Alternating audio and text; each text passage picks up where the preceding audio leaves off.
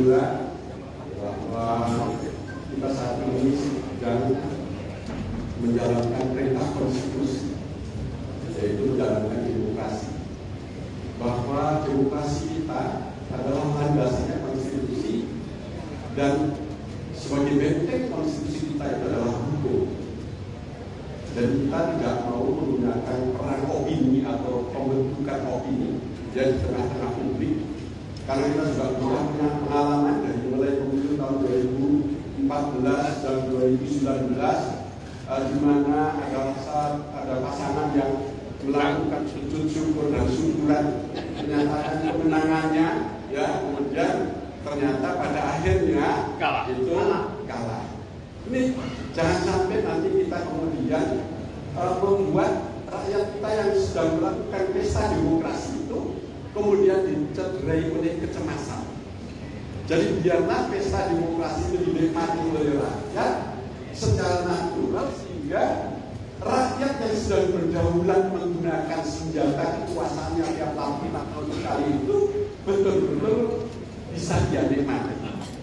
Biarlah rakyat yang berdaulat untuk menjalankan demokrasi.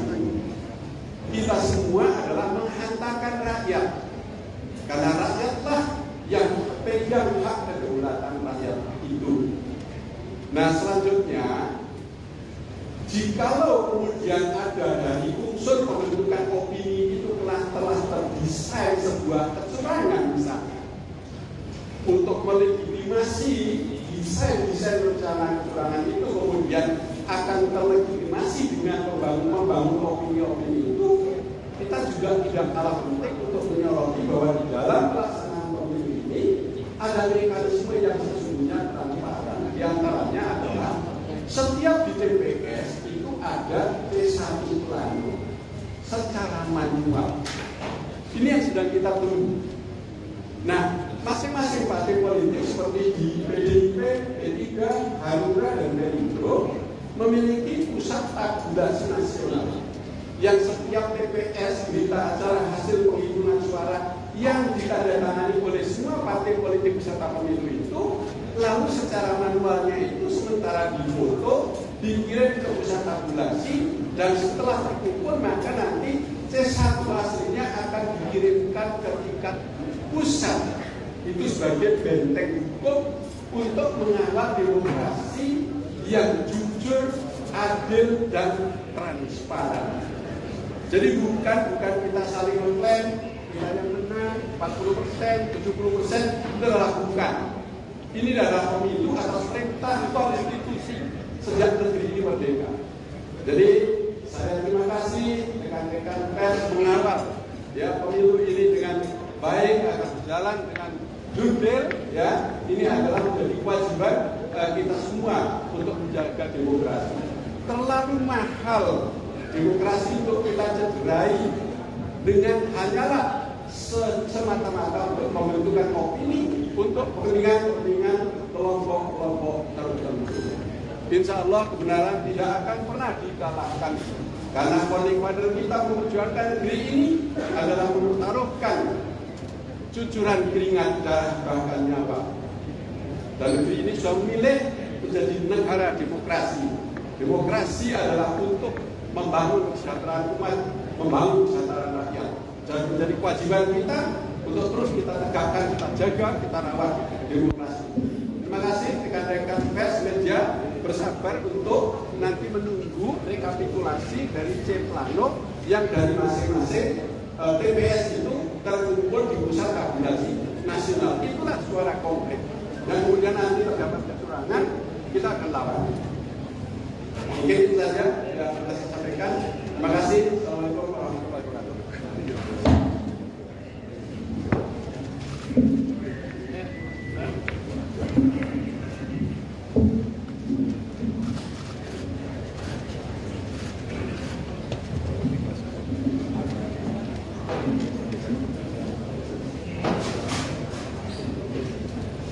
Teman-teman media semua, mungkin tadi sudah ada penjelasan sedikit dari Ketua Umum Hanura, Bapak Osman Sabta, dan juga dari Ketua Umum P3 Pak Mardiono.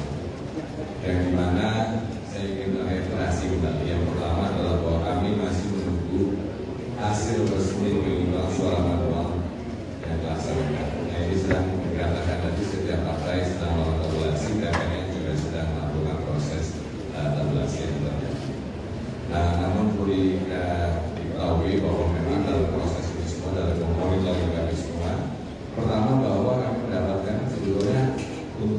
pendukung daripada paslon 3, Mas Ganjar dan Prof. Mahfud, kita semangat, tenang dulu.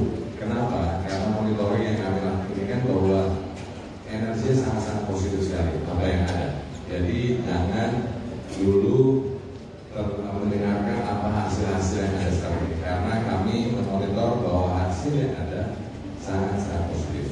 Dan di sini kami juga bersamaan dengan itu dapat informasi bahwa ada banyak sekali temuan bahwa proses Pilpres 2024 dinilai berbagai kecurangan secara terstruktur, sistematis, dan juga masif.